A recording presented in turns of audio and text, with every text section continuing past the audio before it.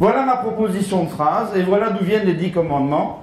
La phrase dit ceci: l'APM en 2030, mais elle l'est déjà, est un ensemble de nombreux, premier mot, groupes petits, autonomes, fédérés par un projet commun fort, engagés dans un processus de perfectionnement, en interaction mutuelle permanente, impliqués dans la réalité du monde et conscients des mutations paradigmatiques. J'ai tout dit. Je continue quand même. Voilà, première idée, premier commandement. Un réseau, c'est quelque chose qui est un ensemble d'entités. Plus il y a d'entités, plus il a de crédibilité. C'est évident, non? Donc la croissance d'un réseau augmente sa notoriété, augmente sa crédibilité, augmente sa visibilité. L'autre élément purement, purement quantitatif est: oui, mais combien de réseaux font-ils? Combien de groupes faut-il? Quelle est la taille maximum? Est-ce qu'il y a une taille minimum? La réponse est oui, mais il n'y a pas de réponse unique. C'est évidemment chaque réseau qui doit trouver sa taille, sachant qu'il y a un danger terrible pour tous les réseaux, c'est de croître quantitativement trop vite. Pour une raison toute simple, c'est que le ciment d'un réseau, c'est son projet, et si la croissance est trop rapide, les nouveaux entrants n'ont pas la possibilité de s'approprier le projet, et donc le projet se dilue. Donc il faut être là très très fin. C'est vitesse oui, mais pas trop, mais quand même avoir une croissance quantitative. Et il y a un dosage qui est subtil à faire, et qui évidemment varie d'un projet à l'autre, ça va de soi. Pourquoi est-ce que c'est un danger? Oh ben c'est tout simple, c'est qu'au moment où on croît trop vite, il y a trop de nouveaux entrants et la tentation est énorme de renormaliser, de recentraliser, de reprocéduraliser et de transformer ce qui était un réseau en une nouvelle pyramide hiérarchique, avec toute la perte de richesse que ça induit. Deuxième idée, deuxième commandement, les groupes petits. Alors ça veut dire quoi petit? On dit bien, un réseau c'est un ensemble de petites entités autonomes. Très bien, mais c'est combien ça? Et là il y a quelque chose qui est assez marrant, et je vous raconte l'histoire parce que je crois qu'elle vaut la peine. On a commencé par travailler là-dessus de manière un peu théorique, de manière un peu mathématique. Sur une raison toute simple, c'est combien un être humain peut-il gérer valablement de relations personnelles réelles avec d'autres? Si cette relation personnelle avec d'autres n'existe pas, il n'est pas possible de transmettre de la passion et de l'enthousiasme. Je ne peux pas transmettre de l'enthousiasme par procuration. Mais combien de relations peut-on avoir? Et on arrive assez vite à dire que l'optimum est aux alentours, et vous allez voir que c'est par hasard, est aux alentours de 25. La marge étant entre 20 et 40. Et comme par hasard, les clubs APM tournent tous autour de 20-25. C'est pas un hasard, parce qu'on a été valider ça expérimentalement. Et on a été voir des vieux réseaux qui fonctionnent depuis des siècles et des siècles. Et je fais un clin d'œil à mon ami moine qui est là-bas. C'est qu'on a été voir des communautés monastiques en disant une communauté parfaite, là, idéale, c'est combien de membres? Eh bien, on arrive à peu près à cette réponse-là, aux alentours de 25-30, c'est pas mal. Et puis on a été voir dans un tout autre monde, qui est le monde des loges maçonniques, aussi un vieux réseau qui travaille depuis des siècles, disant c'est quoi le nombre optimal de membres, et on me répond la même chose, c'est 20-25 c'est bien, 50 c'est trop. Vous voyez, on arrive toujours à peu près dans ces eaux-là. Donc, on est bien correctement en place. Alors, autonomie, ça je ne vais pas y revenir beaucoup. La notion d'autonomie, on en a parlé hier.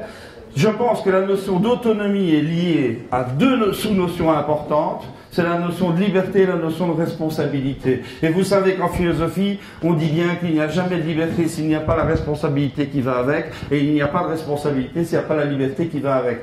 Et donc l'autonomie, c'est un jeu subtil entre liberté et responsabilité. Et comment mettons cette autonomie en place? Ben, je ne reviens pas à ce que j'ai dit hier sur la subsidiarité. Le principe de subsidiarité, c'est donc un management par exception, non pas par direction. Ça veut dire que c'est bien le local qui gère le local et qui trouve les solutions locales à ses problèmes locaux. Et lorsqu'il ne parvient pas à le faire, à ce moment-là, on fait appel au système central. Alors, Là, je vais me permettre de faire une petite digression philosophique. Vous avez bien compris hier que mon credo à moi, c'est que le PDG d'un réseau, c'est son projet collectif. On est bien d'accord, hein, et que même le patron d'un réseau est au service du projet collectif. On est bien d'accord, et que le réseau est encore plus sensible que toutes les autres organisations à ce principe simple, mais connu de vous tous. Le vrai cancer d'une organisation, c'est l'ego de son dirigeant. Vous êtes prêts à accepter ça? L'ego de son dirigeant. Et donc je crois que l'ego est un piège. Donc dans un réseau, c'est encore beaucoup plus fort que dans n'importe quelle autre organisation. Donc le vrai PDG d'un réseau, c'est son projet. Ok, bien. C'est quoi le projet du réseau APM? Ben, il est bien connu, il est martelé, il est remartelé. Et c'est un projet fabuleux, le projet des entreprises par le projet le progrès des entreprises par le progrès des managers. Très très bien. C'est beau, c'est pour ça que vous êtes là. Mais ce matin, j'ai eu la chance de participer à une petite réunion sur l'art du questionnement, où certains d'entre vous, et donc je voudrais questionner la notion de progrès. Ça veut dire quoi, progrès? C'est quoi le progrès? Un pas en avant. Oui. Le mouvement, voilà. Mais un mouvement pas dans n'importe quel sens, j'imagine. Amélioration, meilleur en latin. Mieux. Quoi d'autre? S'élever. Hein? Je suis bien d'accord. Moi, je crois que ça, c'est le grand questionnement du changement de paradigme que nous vivons aujourd'hui. Rappelez-vous, nous sommes dans un monde qui est le monde de la modernité finissante. La modernité, c'est quoi? C'est 5 siècles qui ont été construits sur un mot-clé qui est le mot progrès. C'est la libération de l'homme par le progrès de l'humanité ou la libération de l'humanité par le progrès de l'homme, comme vous voudrez. Donc, pendant 5 siècles, cette notion de progrès était au cœur de toute l'évolution de l'Occident. Et le problème est que maintenant, quand on regarde le bilan, c'est progrès pour qui? Progrès comment? Et qu'aujourd'hui, on pourrait faire le procès du progrès, si vous me permettez l'expression. Mais évidemment pas à l'APM, parce qu'on ne parle pas du même progrès. Mais ça vaut la peine de re-questionner la notion de progrès. Et je crois qu'il faut le faire. Il faut le faire vraiment. Quand on parle de progrès, il y a 1 million de questions. Notamment, progrès d'accord, mais quand? Tout de suite? Ou dans 5 ans? Ou dans une génération? C'est pas le même progrès, c'est pas la même valeur, c'est pas la même force. Donc cette notion de progrès, elle est extrêmement importante. Comme cette notion de progrès, je crois qu'il faut bien la remettre dans son contexte sémantique. Progrès, c'est un très très beau mot, mais ne le confondons pas avec un leitmotiv idéologique, comme par exemple dans le mot progressisme. Progressisme, ça ne veut pas forcément dire progrès. Donc, je pense qu'il faut bien comprendre le mot progrès dans le sens de progression, mouvement, amélioration, vous avez cité quelques très jolis mots, hein, mais surtout pas dans le mot de la religion du progrès tel qu'Auguste Comte l'affirmait au XIXe siècle. C'est pas une religion, le progrès. C'est pas quelque chose qui est clair et vers lequel on va. Le progrès, c'est quelque chose qui se construit tous les jours. Et qu'il y a 1000 définitions possibles du progrès. C'est la richesse, évidemment, du projet de l'APM, c'est de pouvoir questionner le mot progrès. Mais je trouve qu'il faudrait le faire, et si j'ai une demande à faire à Stéphane et à ses équipes, c'est peut-être de mettre ça en chantier, et dire, oui, progrès de l'entreprise par progrès du management, mais que veut dire progrès? C'est quoi le sens de ce mot progrès? Tout va bien? On continue? Je ne sais plus combien de commandements j'ai déjà fait, donc je vais dire le suivant, c'est celui-ci. Alors, des groupes engagés. Je pense que vous êtes tous des gens engagés dans la vie, pas seulement dans la vie économique, mais dans la vie sociale, dans la vie locale, dans la vie régionale, dans la vie intellectuelle, dans la vie culturelle. Vous êtes des hommes et des femmes engagés, c'est évident. Moi, ce que j'aimerais, c'est pouvoir vous reparler de ma conviction forte. Ceux qui me connaissent un peu à l'APM savent que ça fait un bout de temps que je défends. L'idée toute simple, c'est que nous sommes en train aujourd'hui de passer d'un paradigme à un autre paradigme. Que nous sommes en train de quitter le monde de la modernité pour inventer un nouveau monde.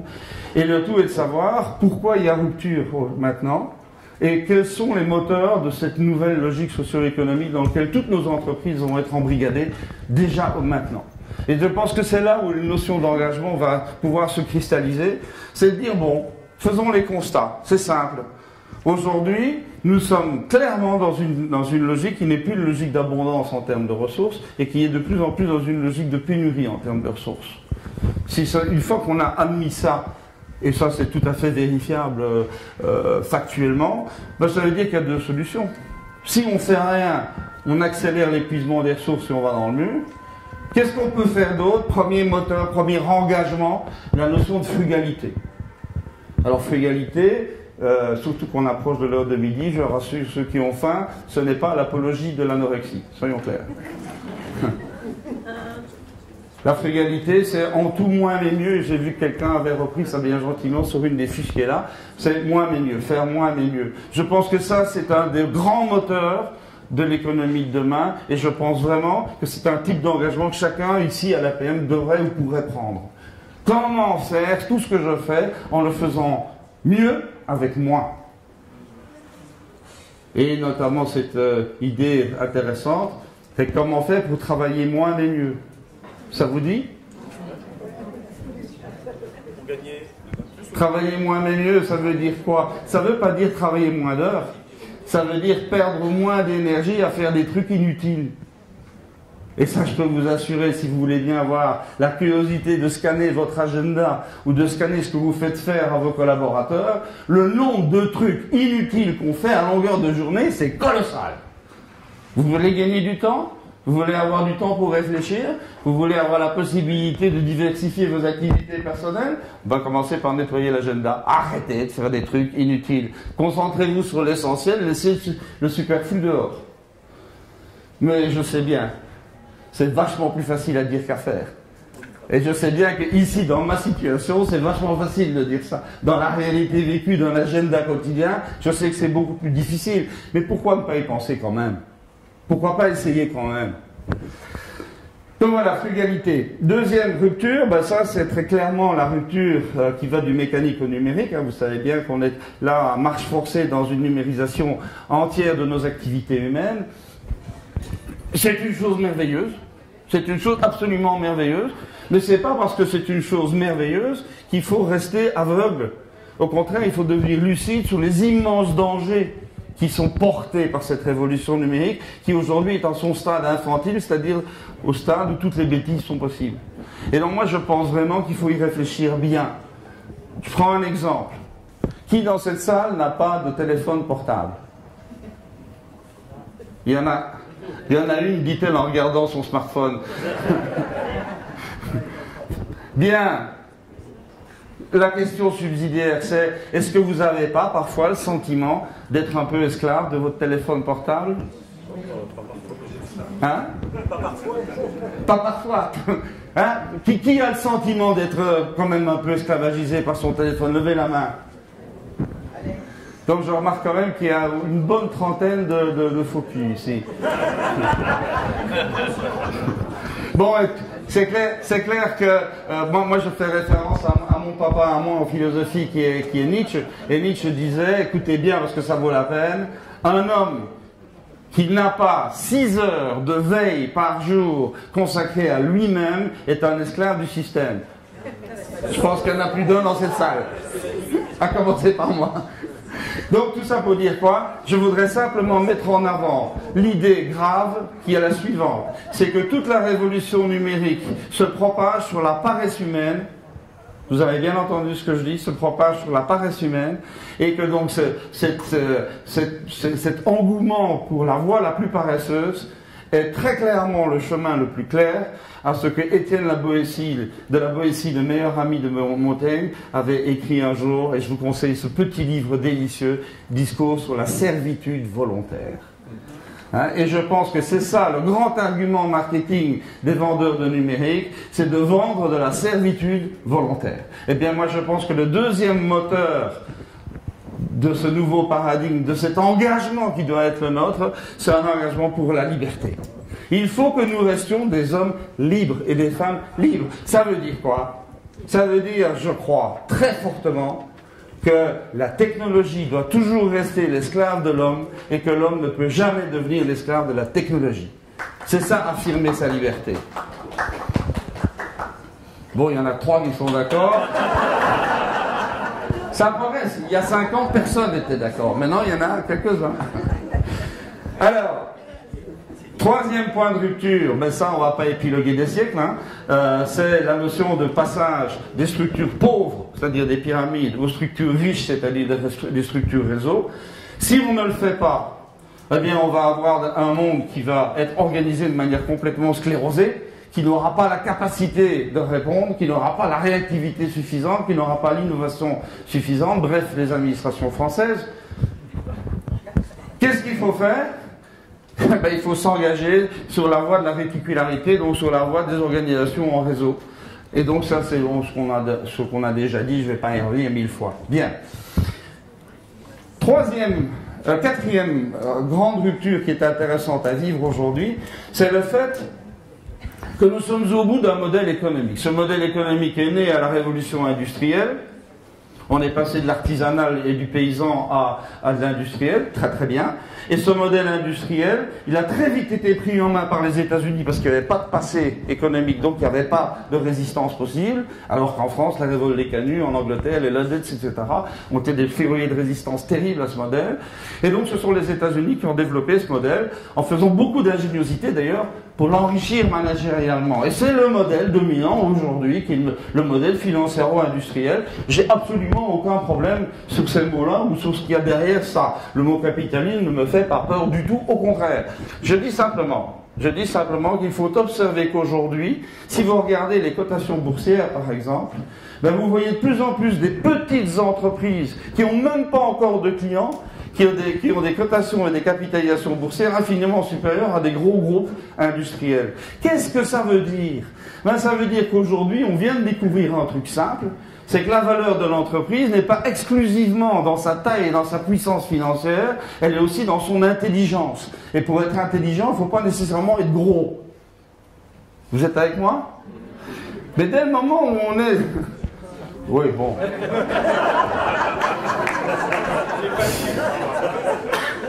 Vous êtes pénible, hein?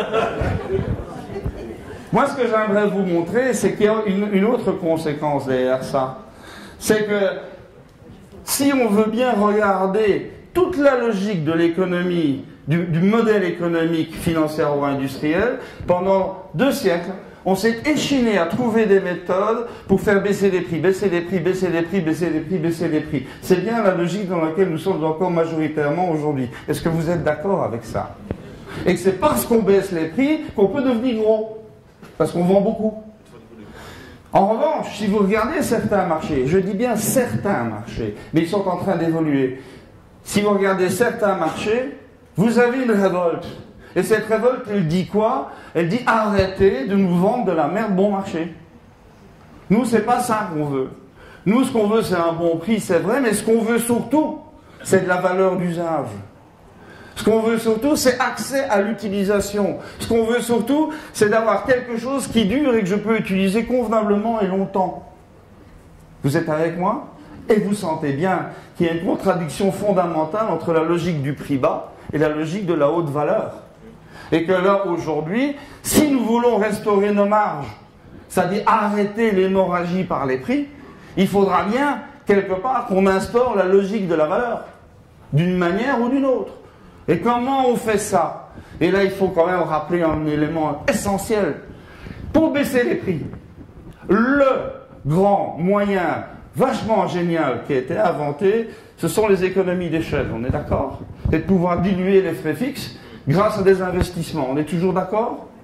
Et donc, autrement dit, l'essentiel là, c'est d'avoir accès à la richesse matérielle pour pouvoir investir et diluer les coûts fixes. Et ça marche. Mais dès le moment où on bascule dans une logique qui n'est plus la logique de prix, mais la logique de valeur, donc l'utilisabilité de ce qu'on fait, c'est pas les investissements matériels qui vont augmenter la valeur.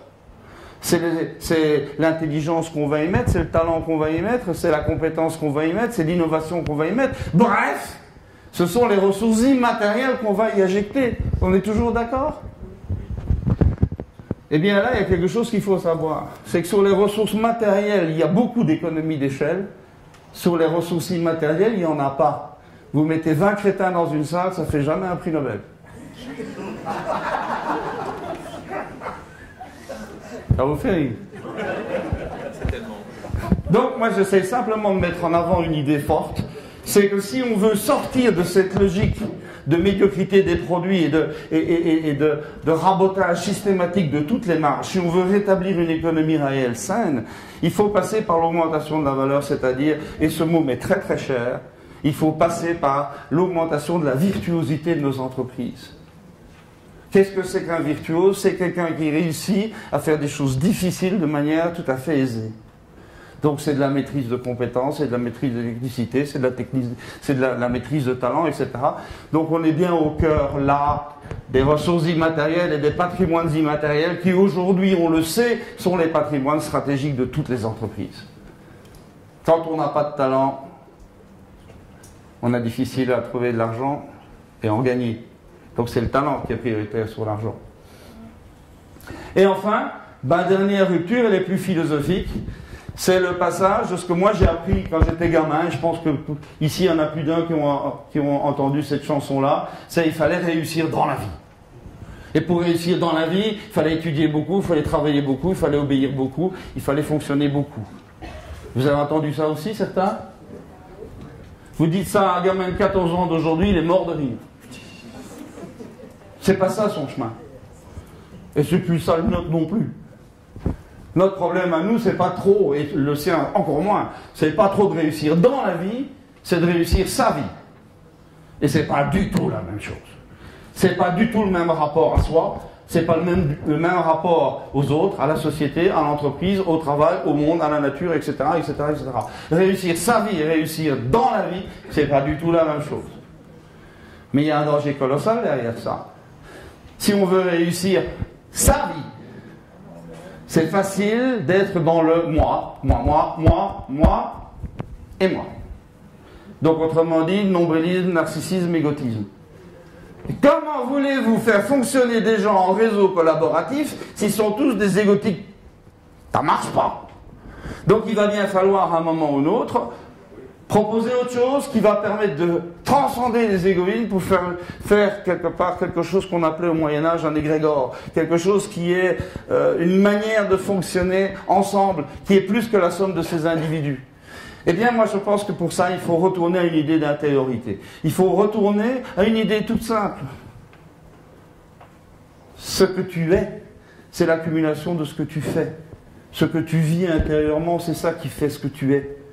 Ce n'est pas dans le regard des autres qu'il faut vivre.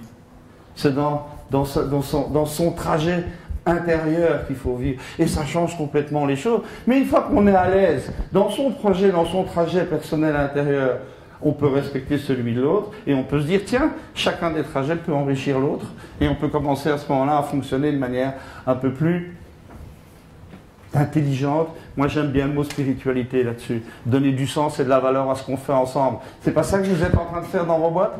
C'est pas ça qu'on est en train de faire ici dans cette réunion d'APM? C'est de redonner une fois de plus sens et valeur à ce qu'on fait ensemble sous ce label APM qui nous est cher. Oui, donner du sens et de la valeur à ce qu'on vit, à ce qu'on est, à ce qu'on devient. Et c'est ça votre rôle numéro 1. Quand on parlait hier du rôle charismatique, l'un des 3 rôles, vous vous souvenez, l'enthousiasme et la passion, c'est évidemment sur celui-là que je joue ce rôle. C'est sous l'idée du sens et de la valeur, donner du sens et de la valeur. Ça a l'air tout simple, ça n'est pas du tout. Voilà, donc ça sont les 5 ruptures. Donc quand je parle d'engagement, eh bien moi ma charte elle est toute faite. S'engager pour la frugalité, s'engager pour la liberté, s'engager pour le réseau, la réticularité, s'engager vers la virtuosité et s'engager pour une forme d'intériorité spiritualisée. Ça vous convient? L'engagement, voilà. Alors, à l'intérieur d'un réseau, les entités sont des entités de perfectionnement. Eh bien là, je reviens sur le mot virtuosité. Vous lisez comme moi ce qui est écrit, donc c'est pas trop important. Ce qui est important, c'est de se dire demain matin, comment est-ce que je vais faire dans mon entreprise pour augmenter le niveau de virtuosité. Et ça, la méthode, elle est simple. Mais simple, vous ne pouvez pas vous imaginer.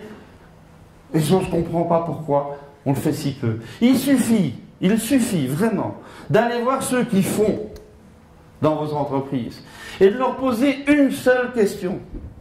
Qu'est-ce que tu fais qui est difficile? Difficile à apprendre, difficile à faire, difficile à transmettre. Qu'est-ce que tu fais qui est difficile? N'importe quel collaborateur comprend à 150% cette question-là. Vous êtes d'accord? Il va répondre et il va vous donner N points. Vous collectez tout ça précieusement, vous vous retirez sur votre tente et vous essayez de structurer ça de manière à trouver les quelque chose de très difficiles qui sont partagés dans votre entreprise. Eh bien, vous avez vos points de virtuosité. Vous avez votre trésor de guerre. Vous allez construire votre avenir sur l'ensemble de ces choses difficiles que vos gars savent faire. Et vous allez être très étonné. Il y a un pourcentage incalculable de choses difficiles à faire que vous ne soupçonnez absolument pas dans vos entreprises. Et vous ne soupçonnez absolument pas des savoir-faire qui ont été construits dans vos entreprises et dont vous ignorez tout. Faites cet inventaire. Allez voir, s'il vous plaît, allez voir quels sont les savoir-faire qui existent dans vos entreprises et puis prenez la bonne décision ou posez-vous la bonne question plutôt. Comment vais-je faire pour les développer, pour amplifier cette virtuosité latente qui est là dans l'ensemble de tous ces savoir-faire intéressants que j'ai dans mon entreprise. Faites-le, vous allez voir. Vous allez trouver des leviers exceptionnels.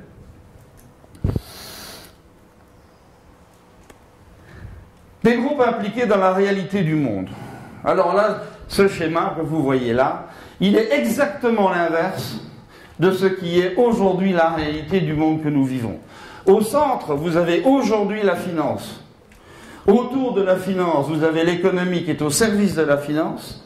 Autour de l'économie, vous avez la société qui est au service de l'économie.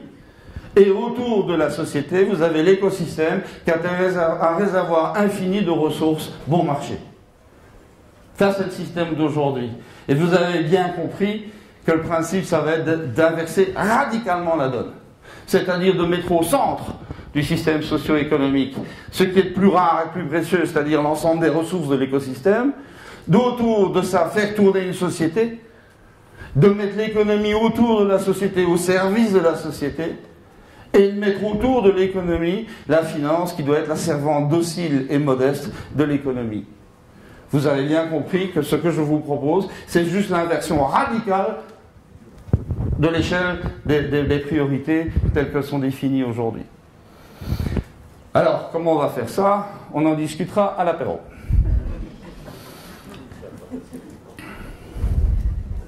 Alors, dernier commandement. Le dernier commandement, c'est le fait d'être pleinement au quotidien conscient que nous sommes en train de quitter un monde qui est en train de mourir et de renaître dans un nouveau monde qui est en train d'émerger, que vous construisez tous les jours. Parce que c'est ça l'essentiel. C'est vous qui construisez chaque jour cette courbe verte. Alors vous voyez, pour le dire simplement, la courbe rouge que vous voyez là, c'est le déclin progressif du modèle, du paradigme de la modernité née à la Renaissance, qui aujourd'hui est porté par les institutions de pouvoir qui sont nées à la Renaissance. C'est quoi ça? C'est, pour être très rapide et très simple, c'est l'État central, c'est les institutions bancaires, les institutions boursières, les institutions patronales, les institutions syndicales, c'est les universités. En fait, toutes ces institutions sont toutes nées au début du XVIe siècle et sont aujourd'hui là pour garantir la pérennité du paradigme dont ils sont issus. Le problème est que quand vous voyez la courbe de déclin, garantir la pérennité de quelque chose qui décline, c'est vachement dur quand même. Donc qu'est-ce que vous avez? Vous avez en face de vous des institutions de pouvoir qui sont dans le déni absolu de la réalité des ruptures que nous sommes en train de vivre. Et qui nous répètent à longueur de journée, vous en faites pas, tout va bien, ça va mieux.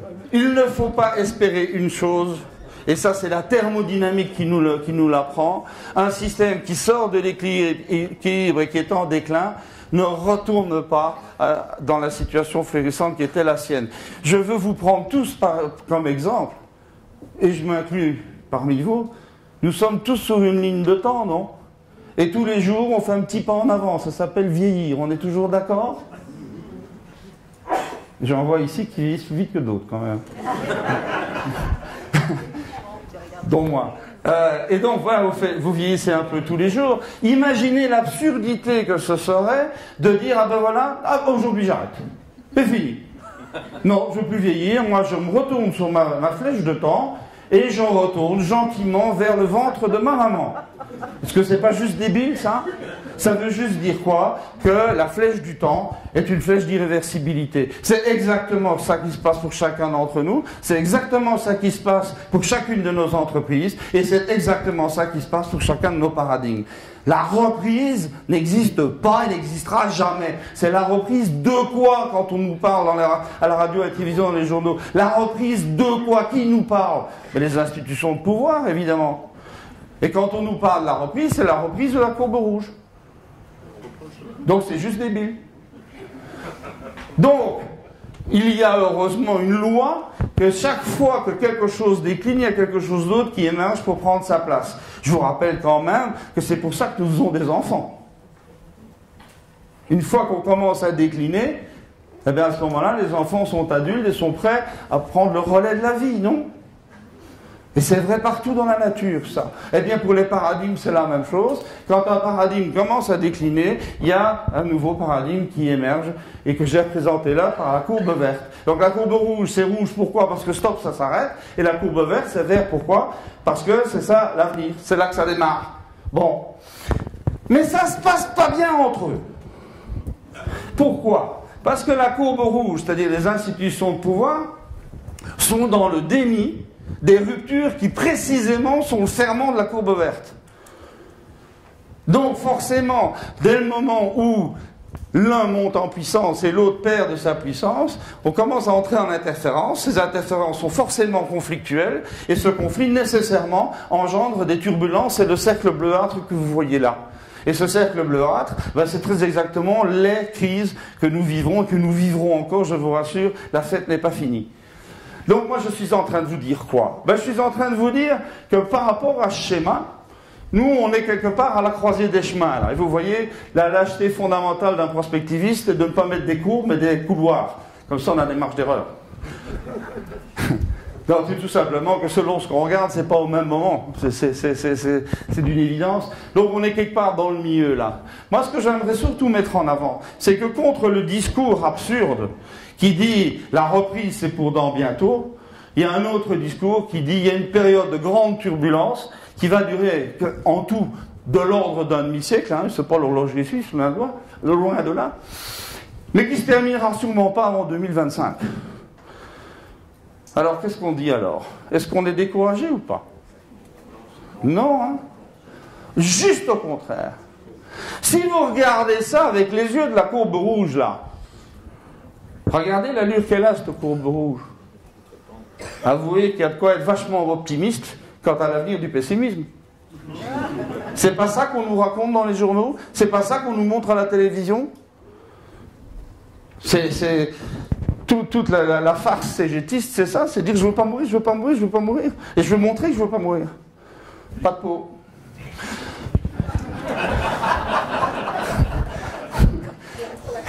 Et donc si vous regardez ce schéma avec les lunettes de la courbe verte, c'est déprimant.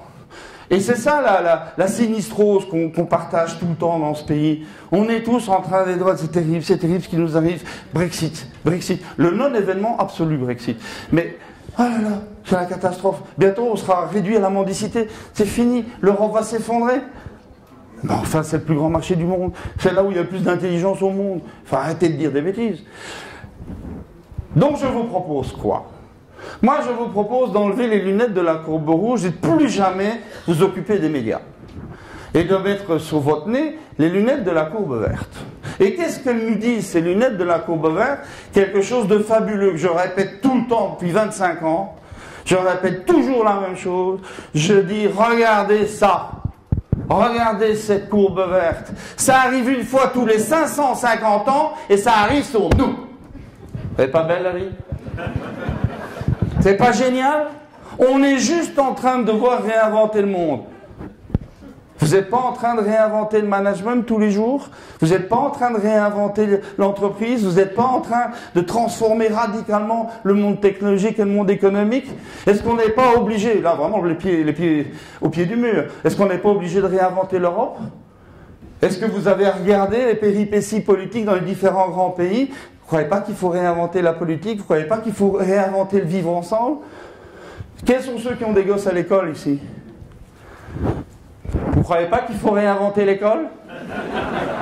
Donc voilà, ce que je suis en train de vous dire, c'est qu'on a un défi colossal et que c'est le plus grand, la plus belle source d'enthousiasme que l'on puisse avoir aujourd'hui. On doit réinventer un monde viable et vivable pour nos enfants et nos petits-enfants. Ça donne pas du sens et de la valeur à la vie, ça? Vous êtes pour ou contre? Alors levez le bras, nom de Dieu. Voilà, comment? 2070, c'est donc la rentrée en équilibre. Si c'est 2085, ça change rien. Hein. Je dépends, c'est des ordres de grandeur. De toute façon, moi et la plupart d'entre nous.